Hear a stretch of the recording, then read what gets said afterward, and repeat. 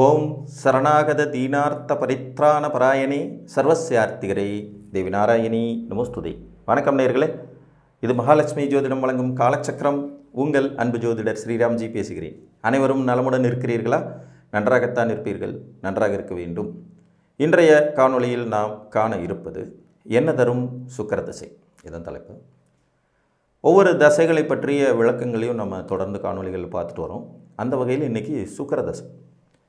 அவனுக்கு என்னப்பா சுக்கிர தசை நடக்குது, கூரையை பிச்சுட்டு கொட்டுதுன்னு எல்லாரும் சொல்ல கேள்விப்பட்டிருப்பீங்க. ஒரு சுகபோகமாக வாழும் மனிதரை பார்க்கும்போது சுக்கிர கடாட்சமாக இருக்கான், மகாலட்சுமியினுடைய அருள் அவனுக்கு பரிபூர்ணமாக இருக்குது அப்படின்னு சொல்வதையும் நீங்கள் கேள்விப்பட்டிருப்பீங்க. அந்த அளவுக்கு யோகங்களை தரக்கூடியவர் தான் சுக்கிரன். தசா வருடங்களில் மிக நீண்ட தசை வருடங்கள் கொண்டவர் சுக்கிரன் தான். சுக்கிரனுக்கு அடுத்தபடியாக துன்பங்களின் ராஜா அப்படின்னு சொல்லக்கூடிய சனிக்கு தான் அடுத்த அதிகமான வருடங்கள் இருக்குது. இவருக்கு 20, அவருக்கு 19. அப்போ சுகபோகங்களை தரக்கூடிய சுக்கிர திசை அனைவருக்கும் சுகபோகங்களை வாரி வழங்கி விடுகிறதா அப்படின்னு கேட்டால் அந்த மாதிரி இல்லை. எல்லாவற்றிலும் உட்பிரிவுகளையும் நுணுக்கங்களையும் தெரிந்து கொள்வது தான் நம்ம ஜோதிட வாசகர்களுடைய கடமை. அந்த வகையில் 12 லக்னங்களில் சுக்கிரன் ஒரு 6 லக்னக்காரர்களுக்கு நல்லவராகவும், ஒரு 3 லக்னக்காரர்களுக்கு கடும் பகைவராகவும், ஒரு 3 லக்னக்காரர்களுக்கு நல்லது கெட்டது ரெண்டையும் கலந்து கொடுக்கக்கூடிய 50-50 சாய்ஸ் உடையவராகவும் வருவார். அது என்ன அப்படிங்கிறத பார்க்கலாம். பொதுவாக சுக்கிர திசை என்ன செய்யும்? சின்ன வயசில் சுக்கிர திசை வரக்கூடாதுங்க, அது ஒரு டேஞ்சர் தான். குட்டி சுக்கிரன் கொடுத்து கெடுப்பான், கட்டித்தங்கமும் கரைந்து போய்விடும்னு சொல்லுவாங்க. காம கிரகமான சுக்கிரன் பாலியல் இன்பங்களை அனுபவிப்பதற்கு படைக்கப்பட்ட கிரகம் சுக்கிரனுங்கும்போது, அந்த பாலியல் இன்பங்களை அனுபவிக்கிற வயசே வராத நிலையில் சுக்கிரன் வரும்போது அது தவறான ஒரு வழிகாட்டுதலாக போயிடும். அதனால் இளம் பருவத்தில் சுக்கிர திசைங்கிறது அவ்வளோ சிறப்பு இல்லை. பரணி, பூரம், பூராட நட்சத்திரத்தில் பிறக்கிறவங்களுக்கு பிறக்கும்போதே சுக்கிர திசையில் தான் பிறப்பாங்க. அப்போ இதுதான் குட்டி சுக்கிரன் அப்படின்னு சொல்லுவாங்க. ஒரு 25 வயதிற்கு பிறகு சுக்கிர திசை வர்றது தான் ஓரளவுக்கு நமக்கு சாதகமாக இருக்கும் அப்படிங்கிறதை நம்ம மறந்துடக்கூடாது. அதுக்கு முன்னாடி சுக்கிர திசை வருதுன்னா ரொம்பவும் கவனமுடனும் விழிப்புணர்வுடனும் அந்த காலகட்டத்தை கடக்க வேண்டியது அவசியம். இளம் பருவத்தினருக்கு வரக்கூடிய காதல், அதனால் ஏற்படக்கூடிய சிக்கல்கள், 10th படிக்கும்போதே லவ், +2 படிக்கும்போதே காதல், +2 படிக்கும்போதே காதலான கூட்டிகிட்டு போயிடுற காதலி, இந்த மாதிரியான விஷயங்கள் எல்லாம் தரக்கூடிய கிரகம் சுக்கிரன் தான். அதனால் சுக்கிரனை கொஞ்சம் கேர்ஃபுல்லாக ஹேண்டில் பண்ண வேண்டிய கிரகம். 75% நற்பலன்களை கொடுத்தாலும் ஒரு 25% நெகட்டிவ் பலனையும் தரக்கூடிய கிரகம் தான் சுக்கிரன். உல்லாசம், சல்லாபம், கேளிக்கை, மகிழ்ச்சிகரமான சூழல்கள் நிலவும் இடங்கள், திருமண மண்டபம், பெண்கள் தங்கும் விடுதி, ஹோட்டல் பிஸ்னஸ்ஸு, கேளிக்கை விடுதிகள் எல்லாம் சுக்கிரனுடைய டிபார்ட்மெண்ட்டில் வருது. அழகுக்கலை, சினிமா துறை, தையல், அலங்காரக்கலை எல்லாமே சுக்கிரனுடைய இதில் வரக்கூடியது தான். ரெஸ்டாரண்ட்ஸ் நடத்துறது, கேளிக்கை விடுதிகள் நடத்துறது, மதுபான பார்கள் நடத்துறது, இதுவும் சுக்கிரன் சம்மந்தப்பட்டதாகவே இருக்கும். ஈவன் விபச்சாரமும் சுக்கிரனுடைய தொழில்களில் ஒன்றாகவே வரக்கூடியது தான். ஒருத்தரை அழகுபடுத்தி பார்க்கக்கூடியது, இன்டீரியர் டெக்கரேஷன் பண்ணுறது, மேக்கப் சாதனங்கள் விற்பனைகளில் ஏற்படுத்திக்கிறது, இது எல்லாமே சுக்கிரனுடைய தொழில்கள் வரும். தையல் கலையும் அதில் வரும், மேக்கப் கலையும் அதில் வரும், கலைத்துறைகளும் அதில் வரும். சினிமா, இந்த மீடியா பர்சனாலிட்டி எல்லாமே சுக்கிரனுடைய கான்செப்டில் வரக்கூடியது. மகிழ்ச்சிகரமான இடங்களை அலங்கரிக்கும் கிரகம் சுக்கிரன். இந்த சுக்கிர திசை வரும்போது பார்த்திங்கன்னா ரிஷபம், கன்னி, மிதுனம், துலாம், மகரம், கும்பம், இந்த 6 லக்னக்காரங்களுக்கும் சுபிட்சமான பலன்களையே கூடுமான வரைக்கும் கொடுக்க பார்ப்பார். எந்த மாதிரியான சூழ்நிலையில் இருந்தாலும் நல்லது செய்கிறதுக்கான வாய்ப்பு இருக்கும். இதில் இன்னொரு பியூட்டி என்னென்னா, சுக்கிரனுக்கு 6, 8, 12ஆம் இடங்கள்லாம் மறைவு கிடையாது. இந்த 6ஆம் இடத்துல சுக்கிரன் இருந்தால் வேலை செய்ய மாட்டார், 8ஆம் இடத்துல சுக்கிரன் இருந்தால் வேலை செய்ய மாட்டார், 12ஆம் இடத்துல சுக்கிரன் இருந்தால் வேலை செய்ய மாட்டாருங்கிற கணக்கே இல்லை. இயற்கையிலே பார்த்திங்கன்னா காலபுருஷனுடைய 12ஆம் வீட்டில் தான் உச்ச வலிமையோடு செயல்படக்கூடிய ஒரு சுக்கிரன். அதனால் சுக்கிரன் லக்னத்துக்கு 12ல் இருக்காருங்கிறதுனால நமக்கு சுகபோகம் கிடைக்காதுனால நினைக்கவே வேண்டாம். சுக்கிரனுக்கு ஒன்லி 3ஆம் இடம் மட்டும்தான் வீக்கான இடம். 3ஆம் இடத்துல சுக்கிரன் அவ்வளோ சிறப்பு இல்லைன்னு சொல்லலாம். ஸோ அந்த வகையில் இந்த பொருள் அணியைச் சேர்ந்த 6 லக்னங்களுக்கும் சுக்கிரன் நல்லவராகவும், பாக்கி இருக்கக்கூடிய விருச்சிகம், சிம்மம், இந்த வீடு விருச்சிகம், சிம்மம், மேசம், இந்த 3 வீடுகளுக்கு ஒரு மாதிரி நல்லது கெட்டது ரெண்டையும் கலந்து தரக்கூடியவராகவும், தனுசு, மீனம், கடகம், இந்த 3 லக்னங்களுக்கும் முழுமையான பாவியாகவும் செயல்படக்கூடிய தன்மை கொண்டவர் சுக்கிரன். இப்போ மேச லக்ன ஜாதகர்களுக்கு சுக்கிர திசை வருதுன்னா 2, 7ஆம் இடத்தின் ஆதிபத்தியங்களை சிறப்பாக செய்வார்.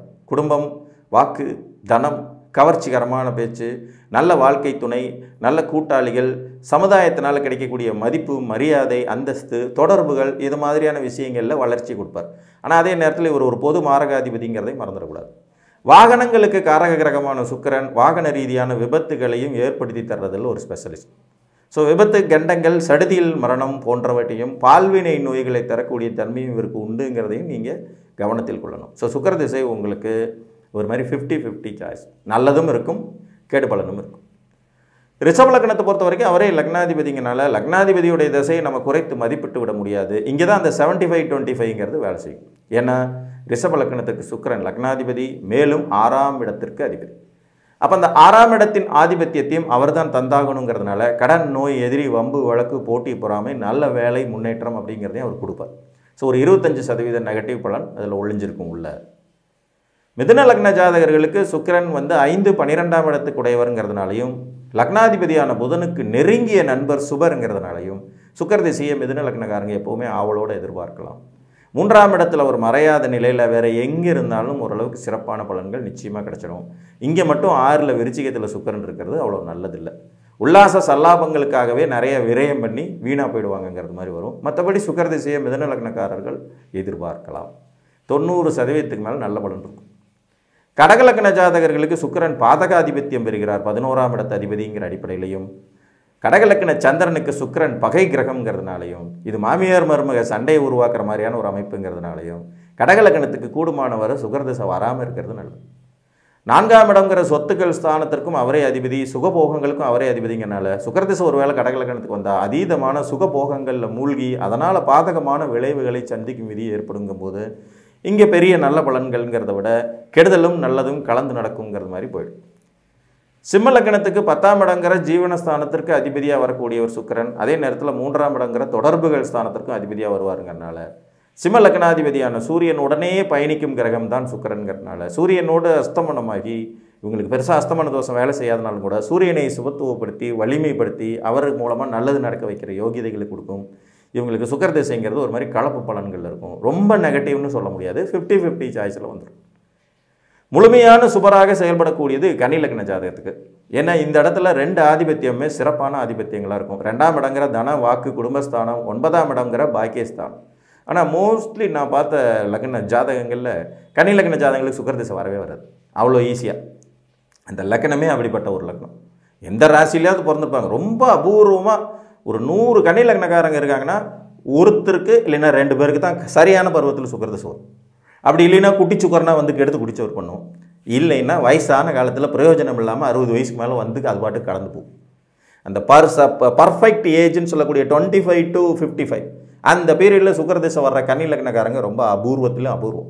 அப்படி மீறி வந்தால் லக்ன 2ஆம் அதிபதியாகவும் பாக்கியாதிபதியாகவும் செயல்பட்டு ஜாதகரை நிச்சயமாக நல்ல ஒரு பொசிஷனுக்கு கொண்டுட்டு போவார். அதில் எந்த மாற்று கருத்தும் இருக்காது.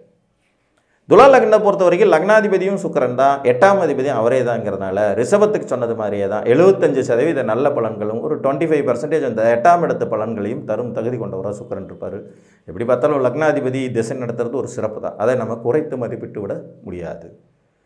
விருச்சிக லக்னத்திற்கு 7-12ங்கிற 2 ஸ்தானத்துக்கு அதிபதியாக வர்றதுனாலேயே இந்த விருச்சிக லக்னத்திற்கு சுக்கிரன் ஒரு விதத்தில் மாரகாதிபதியாகவும் செயல்படக்கூடியவருங்கிறதுனால இவர்களுக்கு பொதுவாக 50-50 சாய்ஸ் அப்படிங்கிறது மாதிரி கலப்பு பலன்களை தருவார். 7ஆம் இடம் சார்ந்த நல்ல பலன்கள் இருக்கும், தனம், வருமானம், பொருளாதார முன்னேற்றம்னு. அதே நேரத்தில் ரகசிய தொடர்புகள், சமுதாய விரோதமான நடவடிக்கைகள், விரயங்கள் போன்றவற்றையும் கலந்து கொடுத்து விடும் தன்மை கொண்டவர். தனுசு லக்னக்காரங்களுக்கு சுக்கிரன் நல்லவர் இல்லை, இது நம்ம எல்லாருக்கும் தெரிஞ்ச விஷயம்தான். லக்னாதிபதியான குருவுக்கு இவர் எதிரி கிரகம். ஆனால் சுக்கிர திசையில் இதில் ஒரு சில சூட்சுமங்கள் என்னென்னா, இது 3-6-11ங்கிற 2 உபஜயஸ்தானங்களுக்கு அதிபதியாக வர்றதுனால ஏதேனும் ஒரு பாவிகளோடு தொடர்பில் இருந்தால், குறிப்பாக செவ்வாயோடு சுக்கிரன் தொடர்பு கொண்ட தனுசு லக்னமாக இருந்ததுன்னா மருத்துவம், விளையாட்டுத்துறைன்னு நிறைய பொறியியல், கட்டிடத்துறைன்னு சக்ஸஸும் கொடுத்துருவார். ஆனால் அதே நேரத்தில் பெண்களால் அசிங்கம், பெண்களால் கடன், நோய் வரக்கூடிய தன்மைகள், விபத்து கண்டங்கள் ஏற்படக்கூடிய விதிகளும் சுக்கிர திசையில் இருக்கவே செய்யும். அதனால் இவர் தனிச்ச சுக்கிரன் தனுசு லக்னத்துக்கு இருந்து தசை நடத்தினா டேஞ்சர். அப்படி இல்லாமல் செவ்வாயோடு சேர்ந்தோ அல்லது சனியோடு சேர்ந்தோ இருக்கும்போது அவ்வளோ பெரிய பாதிப்புகள் இருப்பதில்லை. ஈவன் சூரியனோடு க்ளோஸாக சேர்ந்திருந்தார்னாலும் தனுசு லக்னக்காரங்க சுக்கிர திசையை கொஞ்சம் நல்ல பலன்கள் தரும் திசையாகவே எதிர்பார்த்துக்கலாம். மகர லக்னத்துக்கு ராஜயோகாதிபதி ஒரு கோணம், ஒரு கேந்திரம்னு 2 வீடுகளுக்கு ஆதிபத்தியம் பெறக்கூடியவர். 5ஆம் இடங்கிற திரிகோணஸ்தானமும் மற்றும் 10ஆம் இடம்ங்கிற கேந்திரஸ்தானத்துக்கு அதிபதி. மோஸ்ட்லி இந்த தனுசு லக்னத்துக்கும் மகர லக்னத்துக்கும் தான் அதிகமாக தர்ம கர்மாதிபதி யோகங்கள் ஏற்படும். ஏன் அப்படின்னா தனுசு லக்ன ஜாதகர்களுக்கு சூரியனும் புதனும் எப்போ பார்த்தாலும் ஒன்றாவே சுற்றிக்கிட்டு இருக்கிற கிரகங்கள்ங்கிறனால ஏற்படுறது. அதே மாதிரி மகர லக்ன ஜாதகர்களுக்கும் புதனும் சுக்கிரனும் அடிக்கடி தொடர்பு கொள்ளக்கூடிய கிரகங்கள்ங்கிறதுனால ஏற்படுறது.